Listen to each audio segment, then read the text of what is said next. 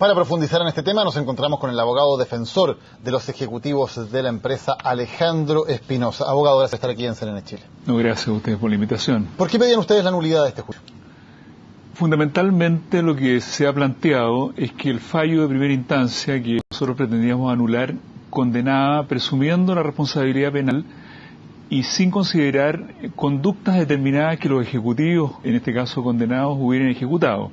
Se les condenaba por el mero hecho de detentar dentro de la organización poderes de representación de las empresas involucradas, tener la calidad de gerente comercial, de gerente general, sin atribuirle conductas determinadas. Creemos que eso vulnera el principio de culpabilidad y normas constitucionales y tratados internacionales suscritos por Chile. Ahora, los creyentes dicen que ellos no solamente tenían un cargo específico, sino que se les condena por el rol que ellos tuvieron en todo el proceso constructivo, desde adquirir los terrenos hasta seleccionar las especialidades, y que en todos esos pasos hubo intervención directa de cada uno de los condenados. Absolutamente. Es decir, nadie puede pensar: yo me he construido mi casa y por supuesto seleccioné el profesional, el ingeniero, seleccioné el arquitecto, iba todos los días a ver la casa, cómo se construía, opinaba sobre los materiales, pero eso no me hace responsable a mí de un error de la diseño de ingeniería o de la construcción, porque yo no soy especialista ni soy...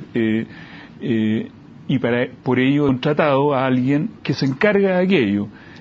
Y el fallo estableció precisamente que los errores que da por acreditados son cometidos por terceros, una tercera empresa constructora especialista en instalación de fierro, y en el caso de la ingeniería por un ingeniero civil especialmente contratado para el cálculo del edificio, de manera tal de que evidentemente el fallo dice aquello que dice usted, de que ellos iban a la obra, de que ellos contrataron los especialistas, que compraron el terreno. Bueno, obvio, si eran los dueños, pero cosa distinta es que se les haga responsable utilizando normas civiles para atribuirles responsabilidad penal. ¿Y dónde están las instancias de control que debían existir dentro de la empresa para evitar precisamente que ocurrieran este tipo de errores? Bueno, la ley establece precisamente instancias de control para edificios de uso público. En este caso no había, en la normativa, no es requisito en los edificios habitacionales controles externos especiales, de manera tal que en este caso la construcción, las partidas cuestionadas, se encarga de una empresa especialista en instalación de fierros, como se contratan los hormigones con empresas especialistas, la manufactura del fierro, etcétera. Pero eso, si hay un error en esas partidas, como ocurrió en la especie, de acuerdo al fallo, eso no puede hacer responsable penalmente a los ejecutivos de la empresa que es mandante. Según la tesis de la defensa, ¿quién es el responsable de que el edificio Alto Río se haya derrumbado? Bueno, fundamentalmente nosotros hemos sostenido y creemos firmemente, así incluso lo establece, hay un programa ahora de la National Geographic que se está viendo, donde se han entrevistado a los principales especialistas de universidades en Estados Unidos, de que aquí había un problema normativo, aquí hubo un vacío en la norma, se remitía a la norma ACI 318 de los Estados Unidos, que se excluyó el confinamiento de los muros. Este edificio se diseña precisamente en esa laguna, y ese es uno de los factores que influyó, no es el único, en el colapso de la edificación. ¿Por qué colapsa este edificio y no otros que estaban ubicados también en la misma zona, que reciben exactamente el mismo impacto debido al terremoto? Porque son edificios distintos. La altura de un edificio es muy relevante en la resonancia en que puede entrar el edificio. Este edificio no tenía confinamiento en los muros porque no lo exigía la normativa al momento que se diseñó. El edificio al lado, por ejemplo, sí tenía confinamiento. La altura de este edificio es distinto. La forma, este edificio está alineado perfectamente, el eje más débil con el eje principal de la fuerza del terremoto, cuestión que no ocurría con el edificio que estaba al lado. En fin, hay una serie de características especiales. Pero en realidad yo creo que ese no es el punto, digamos. Independiente de que aquí pudieran haber errores en la ingeniería o en la construcción, eso puede hacer responsable, como lo dice la ley, civilmente a las empresas involucradas de los perjuicios causados. Pero aquí se ha avanzado un paso más allá y se establece que aquí responden penalmente y con su patrimonio los dueños y ejecutivos por el hecho de detentar. Por ejemplo, aquí se ha condenado al gerente comercial de la empresa, que no tuvo ninguna injerencia en la construcción ni en el diseño de ingeniería del edificio, por el mero hecho de aparecer en las escrituras como representante legal de las empresas involucradas. Y el hecho de aparecer como representante legal no es precisamente un factor que tiene que ver con asumir responsabilidades en caso de que haya problemas, como en cualquier empresa tiene un representante legal y que se tiene que hacer responsable incluso penalmente si es que se comete algún delito. Por supuesto, digamos, yo me imagino que el gerente general de CNN se hace responsable de lo que hacen sus periodistas, pero si un periodista comete un desaguisado, comete un delito, injuria a alguien, no sé, una persona en una camioneta de la empresa atropella, ebrio, podrá responder la empresa civilmente, pero hacer responsable penalmente al gerente general, a mi juicio me parece que es una vulneración de las garantías constitucionales y del principio de culpabilidad. Pero bueno, precisamente los medios de comunicación tienen representantes legales que se hacen responsables penalmente si es que se comete un delito o un abuso en el ejercicio profesional de comunicación. Eso es parte de la legislación. Porque hay una norma especial en la ley de prensa, pero en materia de construcción, precisamente las normas son civiles y de responsabilidad civil.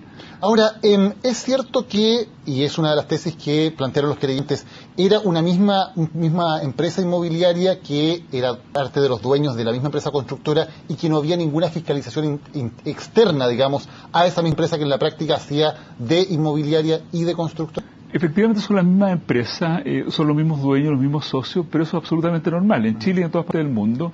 Y insisto, aquí la legislación que se modificó post terremoto ahora exige inspección técnica externa. A esa época no se exigía, de manera tal de que aquí se han aplicado normas que se dictaron con posterioridad al terremoto para ser responsable penalmente estos ejecutivos. ¿Diría usted que los ejecutivos de la empresa fueron diligentes en su actuar en la construcción de este edificio? Absolutamente, no me cabe ninguna duda. En todos los ámbitos que a ellos les correspondió actuar, no solo en este edificio, son personas honorables, conocidas en Concepción, que tienen una larga trayectoria empresarial, que habían construido muchísimos edificios.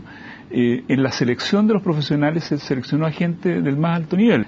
René Petinelli, el ingeniero que resultó condenado, yo creo que ha calculado la mayor cantidad de edificios de altura de Concepción, ninguno de los cuales tuvo problema, además que ellos tenían por qué desconfiar de la capacidad técnica de un ingeniero de la calidad de Petinelli. ¿Es cierto que hubo dos versiones de los planos, una del año 2006 y otra del año 2007? No, eso es absolutamente falso.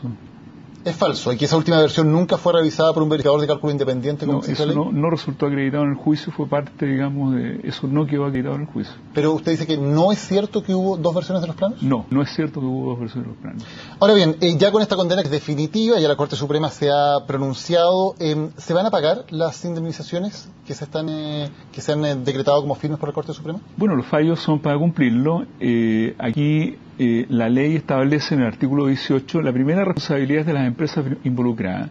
Las empresas involucradas tienen patrimonio, propiedades valiosas que están algunas de ellas embargadas, de manera que habrá que liquidar esos bienes. También los socios de las empresas tienen propiedades embargadas, de manera que yo creo que esos bienes son suficientes para responder de las responsabilidades civiles que ha establecido este fallo. ¿No deben hacerse cargo con su patrimonio personal los condenados de pagar esa indemnización? Eso es lo que establece el fallo, digamos. Eso es el avance que hay en esta legislación, en esta sentencia, de que hoy día los delitos cometidos en el ámbito de la empresa responden los gerentes generales y los ejecutivos que tengan poder, independiente de la intervención que hayan tenido con todo su patrimonio y penalmente, personalmente. Eso es lo que a mí me parece que significa una revisión de las políticas que tienen todas las empresas en Chile para funcionar. Pero por lo tanto, esa indemnización en primer lugar no tiene que ser con la liquidación de la empresa, sino que tiene que ser con el patrimonio personal de los condenados.